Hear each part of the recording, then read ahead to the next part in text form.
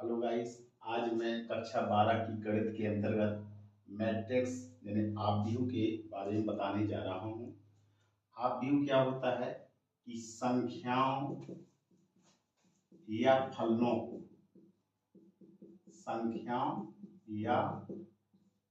को आयताकार के रूप में सिस्टमैटिक तरीके से यानी कि क्रमबद्ध तरीके से जमाना या सजाना आपव्यूह कहलाता है। आपव्यूह कहलाता है। ठीक, तो ये आपने आपव्यूह की परिभाषा देखी कि आपव्यूह क्या है कि संख्याओं या फलनों को आयताकार के रूप में क्रमबद्ध तरीके से जमाना या सजाना आपव्यूह कहलाता है। जैसे मान ले कि एक कोई राम नाम का लड़का है और एक श्याम नाम का लड़का है। राम नाम का लड़का बाजार गया और बाजार से उसने कुछ पेन खरीदे और कुछ पेंसिल खरीदी। ठीक, मान ली कि राम गया और राम ने 3 पेन खरीदे और पेंसिल 2 खरीदी। इसी प्रकार से श्याम भी बाजार गया, श्याम ने मार्केट से 2 पेन खरीदे और पेंसिल मान ली कि 5 खरीदी। ठीक, तो अगर इस रूप को यानी कि इन डाटाओं को अगर इस रूप में जमा दें तो इन्हीं को हम क्या कहते हैं, आपव्यूह कहते हैं। ऐसे क्रम को चलना क्या कहलाता है, पंक्ति कहलाता है, जिसको हम अंग्रेजी में रो कहते हैं, जिसको आर से डिनोट किया जाता है। ठीक, अगर ये पहली पंक्ति है तो इसको हम R1 से डिनोट करेंगे और अगर ये दूसरी पंक्ति है तो इसको हम R2 से डिनोट करेंगे।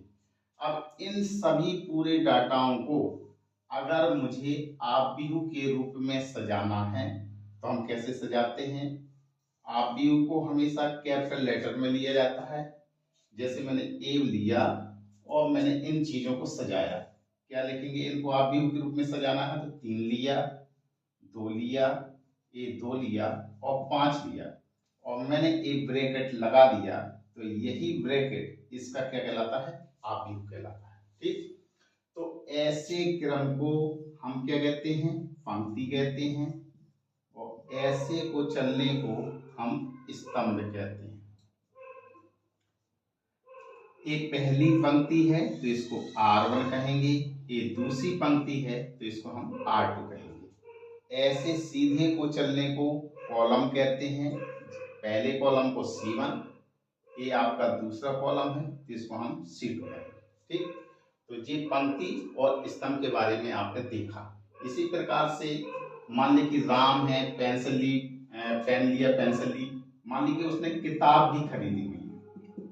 मान ली कि इसने राम ने 0 किताबें, एक भी किताबें नहीं ली, लेकिन श्याम ने मान लिया कि 3 किताबें ली। इसी प्रकार से एक लड़की है गीता और गीता ने बाजार से मान ली कि एक पेन लिया, एक पेंसिल लिया और किताब मान ली कि 2 ली।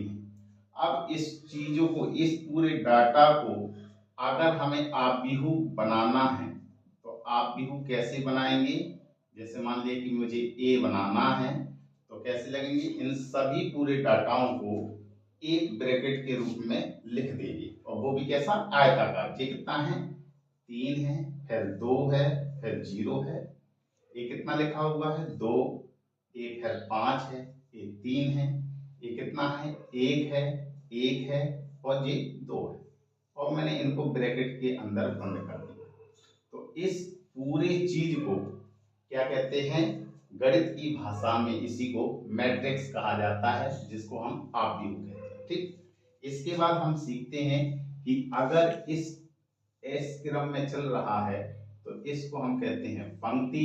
ये पहली पंक्ति है तो R1 कहलाएगी, ये दूसरी पंक्ति है तो R2 कहलाएगी, ये तीसरी पंक्ति है तो ये R3 कहलाएगी। इसी प्रकार से खड़े होने को हम क्या कहते हैं, स्तंभ।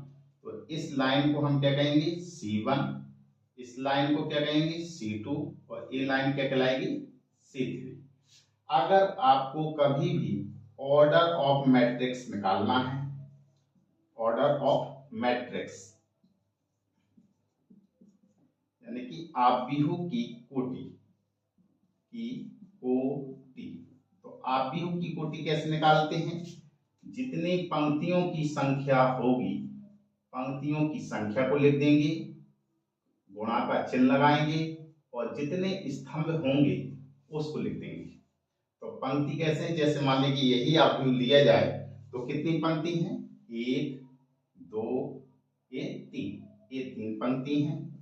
स्तंभ कितने हैं? 1 2 ये 3।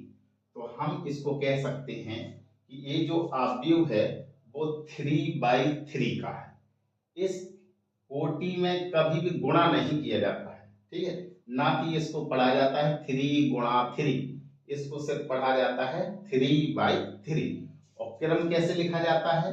आव्यूह के जो नीचे है यहीं आप पंक्तियों की संख्या लिखेंगे और यहीं पर आप स्तंभों की संख्या लिखेंगे।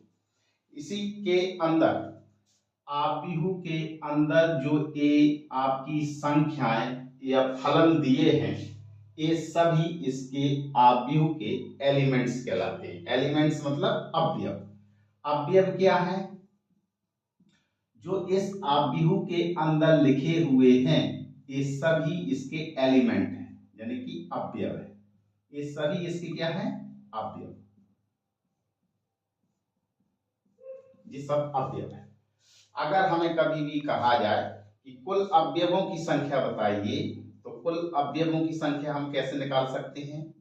कुल अवयवों की संख्या, तो कुल अवयवों की संख्या निकालने के लिए सिर्फ जो आपको पंक्तियों की संख्या है उसको लिख दीजिए, गुणा का चिन्ह लगाइए, जितने भी स्तंभों की संख्या है उनको लिख दीजिए और आपस में सिर्फ गुणा करा दीजिए। जी कितना? 3 गुणा 3, 3 त्रिका 9, यही आप कुल अवयवों की संख्या होगी। इसको आपको चेक करना है तो आप इन अवयवों को एक एक करके गिन सकते हो। 1 2 3 4 5 6 7 8 9। तो इसी प्रकार से हम कुल अवयवों की संख्या निकाल सकते हैं। एक तो गिन के निकाल सकते हैं और दूसरा क्या है कि ऑर्डर ऑफ मैट्रिक्स की जो गुणा प्रक्रिया है इन दोनों को आप गुणा कराएंगे तो जो संख्या आएगी वही कुल अवयवों की संख्या होगी। जैसे मान लीजिए कि मैंने कोई फलन लिए, एक लिया आपका साइन थीटा, एक लिया मैंने मान लिया एक्स स्क्वायर लिया, ए की पावर एक्स लिया, ई की पावर एक्स लिखा, एक्स लिखा, एक्स की पावर 0 लिख दिया, 2 लिख दिया, कॉस थीटा लिख दिया, टेन थीटा हो गया। ठीक है, तो हम फलनों के रूप में भी आव्यूह को लिख सकते हैं। ठीक, ये मान लीजिए मैंने कोई आव्यूह ये लिया। ठीक, तो अगर हम फलनों के रूप में भी लिखें तो फलनों को भी अगर फलन हम आयत के रूप में सजा देंगे तो इसको भी हम क्या कहते हैं? आव्यूह कहते हैं। इसी प्रकार से आव्यूह ऐसा भी हो सकता है कि जैसे मान लीजिए सपोर्टेड मैंने ए लिया और ए को मैंने आयोटा के रूप में लिख दिया 2 + i, यानी कि हम आव्यूह को सम्मिश्र संख्या के रूप में भी लिख सकते हैं जिसको कॉम्प्लेक्स नंबर कहा जाता है। 2 + i, जैसे मैंने i लिख दिया, माइनस के 2i लिखा, 0 लिख दिया, i 2i हो गया, 3i² हो गया, i हो गया 3 प्लस में 2 हो गया √2 और i। ऐसे रूप में भी हम आव्यूह को दर्शा सकते हैं। ठीक, अब हमें जैसे मान लीजिए कि मैंने कोई एक प्रश्न लिया और मैंने लिखा a बराबर सिर्फ मात्र मैंने 5 लिखा। ठीक, और मुझे इसका क्या लिखना है? क्रम लिखना है, यानी कि ऑर्डर ऑफ मैट्रिक्स। तो ऑर्डर ऑफ मैट्रिक्स यानी कि इसकी कोटि लिखनी है तो कोटि हम कैसे लिखेंगे? सबसे पहले पंक्ति लिखेंगे और पंक्ति के बाद क्रॉस का चिन्ह लगाएंगे और लिखेंगे यहाँ पे स्तंभ। तो पंक्ति कितनी है? ऐसे चलने को हम पंक्ति कहते हैं, तो पंक्ति कितनी है? 1। स्तंभ कितना है? एक ही संख्या है, तो ऐसे को हम स्तंभ कहते हैं। कितना है? 1। तो जी कितनी, इस मैट्रिक्स जो ये मैट्रिक्स लिखा हुआ है वो कितने का है? 1/1 का है। जैसे मान लिया कि मैंने सपोर्टेड एक और एग्जाम्पल लिया, a बराबर मैंने लिखा A11 A12 और इधर पे मैंने लिखा A21 A22। तो ए कौन से क्रम का आव्यूह है? तो आप सबसे पहले पंक्ति की देखोगे कितनी है, एक और ये दो, तो यहाँ पे दो लिखोगे और गुणा का निशान लगाओगे। स्तंभ देख लीजिए कितने हैं, एक और ये दो, तो ये 2/2 का एक आव्यूह है। ठीक, तो ये आपने देखा कि हम किस आव्यूह को फलनों के रूप में भी लिख सकते हैं और आयोटा के रूप में भी हम आव्यूह को सजा सकते हैं। ठीक, अब आगे चलते हैं कि आव्यूह कितने प्रकार के होते हैं। अब है आव्यूह के